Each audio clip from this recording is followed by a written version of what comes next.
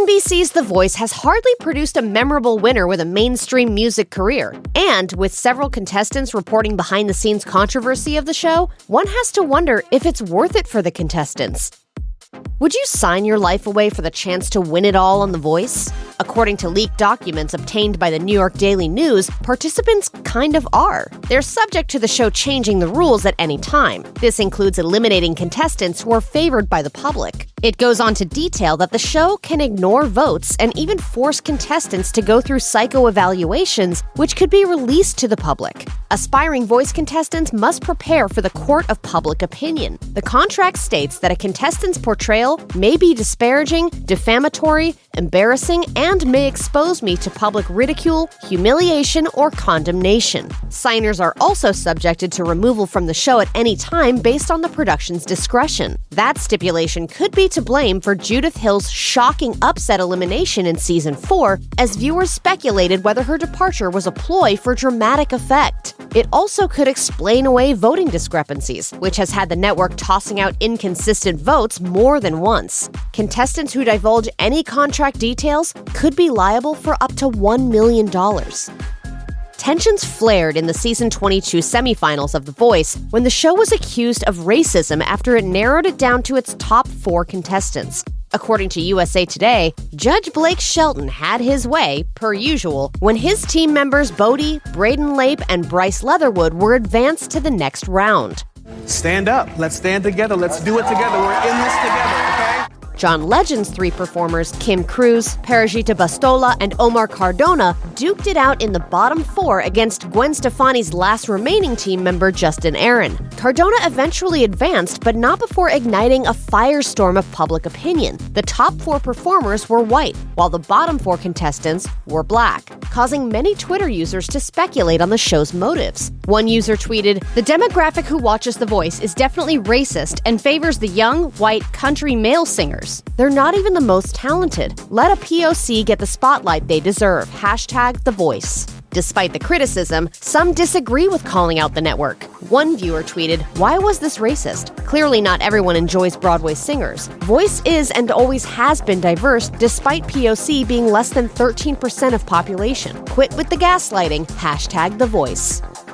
Life for a contestant on The Voice is heavily controlled, and that includes the songs they're able to sing. Former Season 1 contestant Frenchie Davis went on to win her battle round with Beyoncé's famous track Single Ladies, but she never understood why the song was handpicked for her to duke it out against Terrellyn Ramsey. Davis told Cosmopolitan, "It's always hysterical when the judges say, 'I don't think that was a good song choice for you.' And I'm thinking, you picked that song." Despite it being the norm for battle round songs to be out of the contestants' hands, it's not always the case on the show. Season 16 winner Malin Jarman told Country Living that collaborating with her coach John Legend made all the difference. Jarman revealed, "Those song choices are everything. I think the advantages of working with John were that he knew how to pick songs for me, and he knew once he heard my voice what would work." The winner told the magazine that once a mutually agreed upon song was reached with her coach, legal steps followed. Legend said, "I'd do calls with her just to go over song ideas, and we would have the person in charge of going out and getting licenses on the phone to make sure we could actually pull off the requests we had."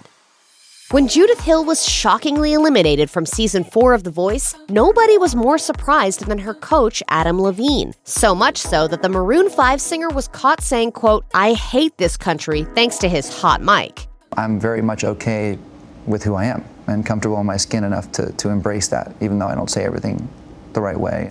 Levine first addressed his comment by tweeting the definition of humorless, seemingly taking a stab at his critics. He went on to make an official apology statement per The Hollywood Reporter, saying, "I obviously love my country very much, and my comments last night were made purely out of frustration. Last night's elimination of Judith and Sarah was confusing and downright emotional for me, and my comments were made based on my personal dissatisfaction with the results." Despite his apology, the Moves Like Jagger singer received mixed reactions from Twitter users. One user tweeted, "Adam Levine, own your shit. We all have disappointments, but you don't blame your country.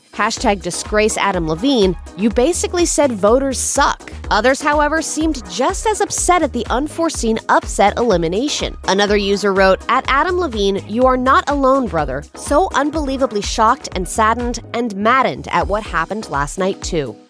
It may be The Voice, but that doesn't mean every voter has one. The show has run into its fair share of voting glitches over the 22 seasons it has been on the air. As per Billboard, the first controversy occurred on season 4 when host Carson Daly admitted to the audience that inconsistencies in that week's online and text votes had led to the network tossing out all votes cast online or via text. Daly asked on stage, "Telescope certifies that removing those votes did not affect the outcome for any team. Is that correct?" The Telescope representative replied that it was, quote, 100% correct. With today's media, it's pretty transparent. I mean, the worst thing you can do now is like try and cover something up. The show found itself in the middle of another voting controversy in season 6, involving that season's winner, Josh Kaufman. Viewers were able to cast votes by downloading a contestant's song on iTunes. But Kaufman's was difficult for voters to find during the broadcast because it had been located under the album section and not the song section, ultimately affecting his number of downloads. The network decided to resolve the controversy by not counting any votes cast by iTunes, and Daly once again tried to resolve viewers' skepticism by promising the outcome wasn't changed by the tossed-out votes. Despite what viewers see on television, the beloved celebrity coaches on The Voice may not be as hands-on as they seem. Though the production team wants you to believe these big stars take time out of their jam-packed schedule to hand down tokens of hard-earned wisdom to their team members, it's just not the case. Former contestant Dendell Hoyt told the Washington Post that her coach Shakira wasn't as present as skillful editing led viewers to believe. Hoyt revealed she only met the Hips Don't Lie singer for taped coaching sessions. The season 6 contestant also revealed that much of the constructive criticism comes from team members that never appear on air. Hoyt confessed, "The vocal coaches, the band director, the producers, everyone has notes for you." Not every former contestant had the same coaching experience. Season 1 contestant Dia Frampton told Cosmopolitan that her former coach Blake Shelton always texted back when she was worried about something. Kat Perkins had a similar experience on season 6, recalling that her coach Adam Levine was available by a voice-specific email and phone number that was managed by his assistant. She said, "I could email Adam literally 24/7, and he was really great about responding and making sure I felt comfortable, even during the night before." Former season 1 and 2 contestants also revealed Shelton opened his house for parties and barbecues. As much as The Voice wants you to believe that contestants are all given a fair shot, think again. This is an edited television program after all. Singer Adam Weiner said as much to Digital Music News when he revealed that one of the casting agents for the show contacted his agent Stu Walker. Weiner is the frontman for Low Cut Connie, an American rock and roll band based out of Philadelphia. Weiner said, after some emails back and forth between them, with Stu not showing a huge amount of haste or passion for the idea, she let him know that someone had dropped out of season 9 and that they wanted to fast-track me onto the current season. Ultimately, the musician declined the offer, not wanting to drop tour dates and get wrapped into a binding contract with the network. Chloe Kohansky had a similar experience on season 13 of the show. The former contestant went on to win the competition and later revealed that she didn't even have to audition. The singer told Parade magazine that she was handpicked to be a contestant. The idea of an everyday average Joe turning into a superstar overnight is something that drives American pop culture and television ratings. Given mediums like Instagram and TikTok, it seems like everybody has a fair shot. On shows like The Voice, however, the network capitalizes on the fame of its celebrity judges more than the amateur singers that it seemingly promotes. Judge Adam Levine has the show to thank for his career uptick, launching a Kmart deal and 2 fragrances after he initially signed on for a 3-year contract with The Voice. It was like a life-altering experience being on that show. His album Overexposed, which was his first release post-Voice, debuted at number 2 in the United States and number 1 in the United Kingdom. With the great ratings and big-name judges, why is it that so few artists have achieved mainstream success after winning the show? In over a decade of The Voice being on air, it has yet to produce a star similar to American Idol winners Kelly Clarkson or Carrie Underwood. The problem, according to Levine, stems from mismanagement with Republic Records, the company that signs the winning Voice contestant. He told The Howard Stern Show, "No one knows what they're doing." The Voice hardly ever props up artists with the best talent. will.i.am, who has been a judge on the show's UK program, revealed that the network seeks to produce good television, not fulfill an artist's expectations.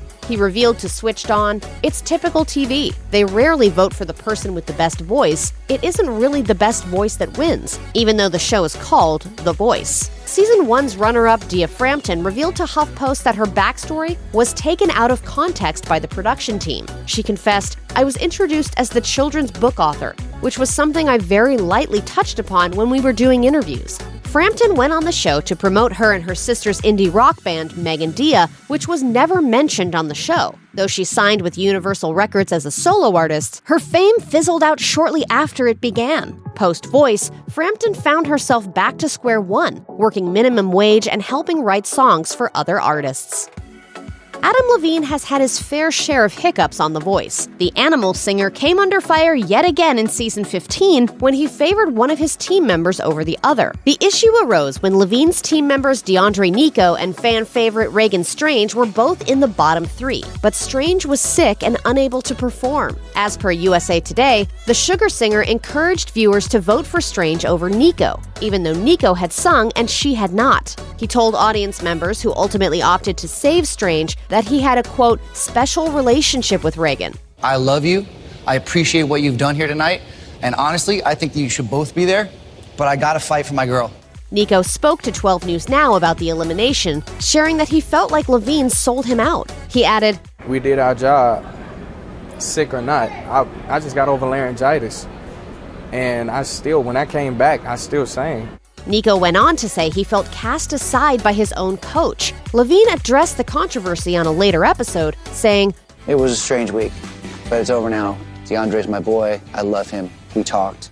Not all viewers were convinced, however, with one tweeting, "Lost all respect for Adam Levine in this moment. His lack of respect for his other contestant was despicable. He could have shown grace, respect, and courtesy to DeAndre, then put in a plug for Reagan."